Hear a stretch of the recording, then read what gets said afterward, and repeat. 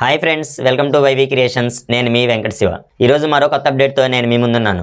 రష్మిక మందన్న రీసెంట్గా తీసిన మూవీ తమ్మ. ఈ ట్రైలర్ చూశాక ఇది వరుణ్ ధావన్ తీసిన మూవీ, బేడియా మూవీయే కదా, బాలీవుడ్ మూవీ, ఏముంది ఇది డబ్బింగ్ చేశారు, ఫ్రాంక్గా చెప్పాలంటే ఏం లేదు అనుకున్నాను. కానీ ఈ మూవీ చూస్తే మాత్రం ఆ స్టోరీకి ఈ స్టోరీకి చాలా డిఫరెన్స్ అయితే ఉంది. ఆ స్టోరీ ఈ స్టోరీ ఒకటైతే కాదు. ఆ స్టోరీ అంతా వూల్ఫ్ రిలేటెడ్ కంటెంట్.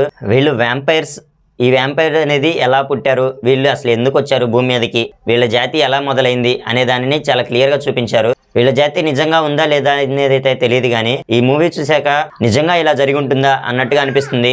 ఆదిత్య సర్పోట్దార్ ఈ మూవీని ఎంత రీసెర్చ్ చేసి తీశారో కానీ చాలా క్లియర్గా చూపించాడు. మూవీ అయితే చాలా బాగుంది. వరుణ్ ధావన్ కూడా ఈ మూవీలో తీసుకొచ్చి వరుణ్ ధావన్ తో ఒక ఫైట్ ఉంటుంది. ఆ ఫైట్ అయితే ఎక్సలెంట్ గా ఉంటుంది. వాళ్ళకి వీళ్ళకి వైరంగా ఉంది, వాళ్ళకి వీళ్ళకి పడదు అన్నట్టుగా చూపించి దీని నెక్స్ట్ ఎపిసోడ్ ఇంకా చాలా ఎక్సలెంట్ గా ఉంటుంది, వేరే లెవెల్లో ఉండబోతుంది అన్నట్టుగా నాకైతే అనిపిస్తుంది. నవాజుద్దీన్ సిద్దికి నెగిటివ్ రోల్లో విలన్ గా ఎక్సలెంట్ గా చేశాడు.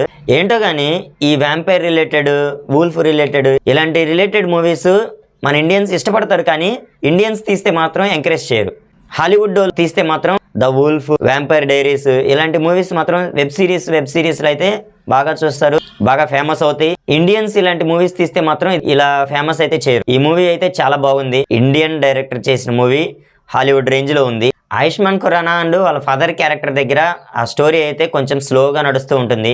అవసరం లేకపోయినా కొంత యాడ్ చేసి పెట్టాడేమో అన్నట్టుగా ఉంటుంది. ఆ సీన్స్ దగ్గర కొంచెం స్లో అయినట్టు ఉంటుంది. సినిమా మాత్రం యాక్షన్ అండ్ థ్రిల్లర్ ఇష్టపడే వాళ్ళకి ఈ మూవీ చాలా బాగుంటుంది.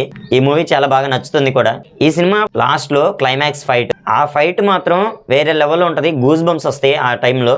ఒక డివోషనల్ కూడా యాడ్ చేస్తాడు అందులో, చాలా బాగుంటుంది ఆ ఫైట్ అయితే మాత్రం. ఆ సీన్స్ లో రష్మిక యాక్షన్ చాలా బాగుంది, హైలైట్ అని చెప్పుకోవచ్చు ఈ సినిమాలో. ఇలాంటి స్టోరీస్ అనేవి రావాలి, ఇంకా మన ఇండియన్ ఫిల్మ్స్ లో రావాలి.